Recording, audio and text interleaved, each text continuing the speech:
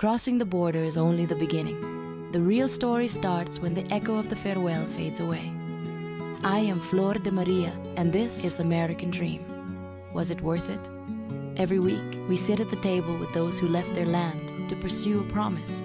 We don't sugarcoat reality here. We talk about sacrifices, falls, losses, and the courage of those who bet it all.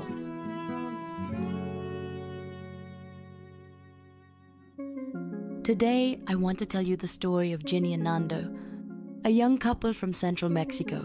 Both studied accounting. They weren't rich, but they had something very valuable: stability. Ginny looked after their 3-year-old son, Jorgito, while Nando worked in an office that, while not paying a fortune, gave them peace of mind. That calm shattered with a single diagnosis. The baby they were expecting had serious complications. Doctors warned them that if he survived, he would need extensive care and specialized attention. Nando made a decision many of us know all too well: migrating to the United States to save money. Ginny stayed in Mexico with Jorgito, pregnant, afraid, but with immense faith. From the other side, Nando worked and sent every possible dollar for the upcoming medical expenses. The baby was born, and Nando returned to welcome him. They were intense weeks, filled with hope, prayers, and silences, until their greatest fear came true. The baby did not survive.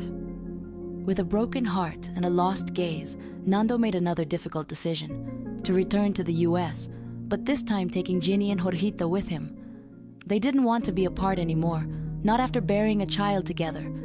They arrived in Texas, trying to rebuild their lives. Nando began working heavy labor jobs, far from the desk he knew in Mexico. Ginny worked in restaurants and also enrolled in beauty classes to become a stylist and help more with the household expenses. A relative invited them to move further north. They were warned about the extreme weather, but told of better job opportunities. After everything they had been through, they knew they couldn't risk repeating a tragedy without Jorgito being well protected. They decided to try. Nando went ahead with the boy. In that new state, he prepared everything: a rented house, daycare for Jorgito, and a guaranteed job. Meanwhile, Ginny stayed in Texas to sell what they had managed to buy and close cycles with the place that had received them in the midst of their pain. When everything was ready, Nando went back for her. The date of the trip couldn't have been more symbolic: December 24th, a day usually meant for family gatherings and laughter around the table.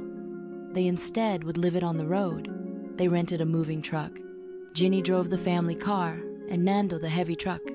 That day, as luck would have it, it snowed enough to become a challenge for two people who had never experienced such a winter or known how to drive in those conditions. Still, they pushed on. They wanted to arrive safe and sound to hug Jorgito, who had stayed with the family that invited them. In that mix of fear, exhaustion, and hope, they kept moving forward, mile by mile, wondering if all of this was truly going to be worth it. Once established in their new home, the family began a different chapter. Ginny converted her basement into an improvised beauty salon: a large mirror, a chair, a pair of scissors, and a lot of dreams. There she received her first clients while Jorgito was at daycare and Nando worked hard. Nando proudly recommended his wife's work to all his co-workers. "My wife cuts hair, you should go to her," he'd say with a laugh. Gradually, that small basement began to fill with voices, conversations in Spanish, and the scent of coffee and hair dye. Time and effort bore fruit, and she managed to rent a commercial space. For the first time, she opened the doors of her own salon. That moment, which might seem simple, meant dignity, independence, and a new way to support her family to her. Meanwhile, Nando grew too. He started helping his fellow countrymen by doing taxes for the migrant community, who mistrusted English forms but trusted him. His name spread by word of mouth. "Go to Nando, he'll help you." The years passed, and the family seemed to live in a time of abundance, not of luxury, but of stability. Ginny with her increasingly busy salon, Nando as a reference in the Latino community, and Jorgito growing up as an excellent student, responsible, and a good son. They were a true blessing, a close-knit, loving, hardworking family with deep faith, like so many fellow countrymen who sustained this country through silent, heavy work. But dark news arrived again. The new diagnosis was for the man who had always solved everything. Now he faced his hardest battle. Time was running out, and there wasn't much to be done. The scenes shifted from the salon and taxes to hospital rooms and sleepless nights. Ginny stayed by his side, present, even as her world crumbled inside. In the middle of that storm, Nando spoke with the peace that only comes from knowing the journey is ending. He told Ginny he wasn't afraid to go, but it pained him to think he wouldn't meet his grandchildren. With held-back tears, she replied that of course he would, just from a different place. He explained to Jorge that when the time came, he would be okay, and that he would finally reunite with the baby who had left them years ago. It wasn't just a goodbye. It was a way to plant peace in his son's heart. Ginny remembers a particularly difficult day, sitting on the hospital floor outside Nando's room, feeling she had no strength left. A nurse approached and, breaking all protocol, looked her in the eyes and said, "It looks like you need a hug." Amidst the coldness of the hospital, that hug was a little piece of heaven. Finally, the inevitable happened. Nando returned to rest in his Mexico lindo y querido, alongside the son he had lost years before. But before leaving, he gave Ginny a very clear task. He wanted to return to Mexico, but he asked that she and Jorge stay in the United States. He knew Jorge was practically from that land, that his opportunities, studies, and future were there. Ginny complied. She stayed in the country that had given her work, pain, and also hope. She learned to live with an empty chair at the table and the echo of Nando's laughter around the house. Nando's absence was felt in every corner, but it weighed most in the mornings. Coffee didn't taste the same without his jokes, his witty comments, or his unique way of starting the day laughing at any little thing. For a long time, the healing process was slow. Breakfast became the hardest moment. That was where they shared plans and jokes.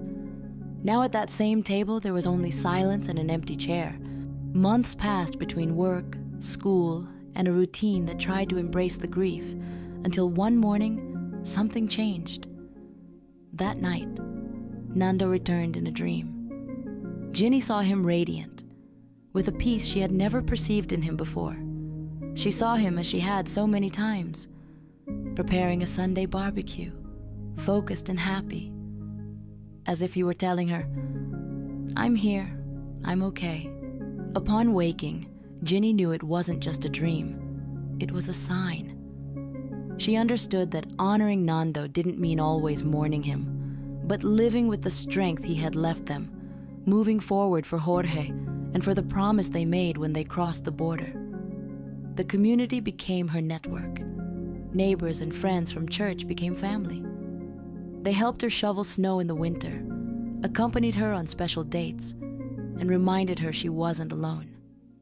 What was once sown with such effort began to bloom. Jorge graduated as an engineer. For Ginny, seeing him in his cap and gown was like seeing every extra shift and every sleepless night materialize. He was his mother's greatest pride.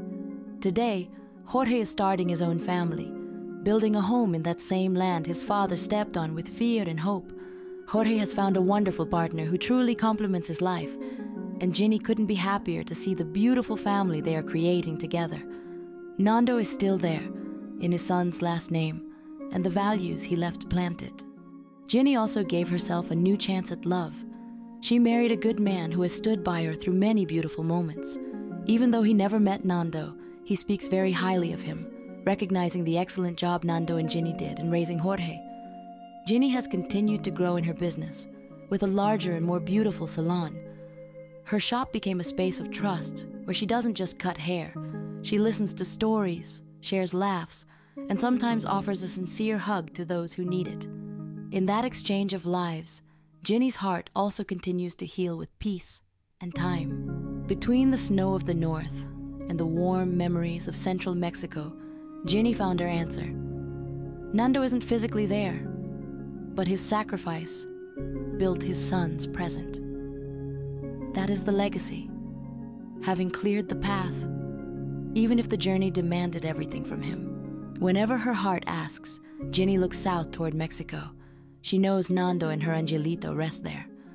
And although life has taken her down new paths, the connection with them remains intact. She doesn't need a physical trip to talk to them.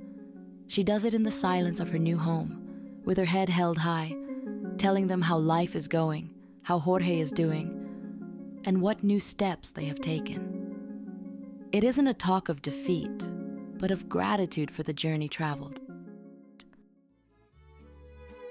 Ay, ay, ay. En esta tierra lejana construyo un nuevo nido, pero mi corazón suspira por lo que he perdido. Aunque la distancia duela, mi alma no te olvida. Eres mi horizonte y mi vida, oh tierra querida. I am Flor de Maria.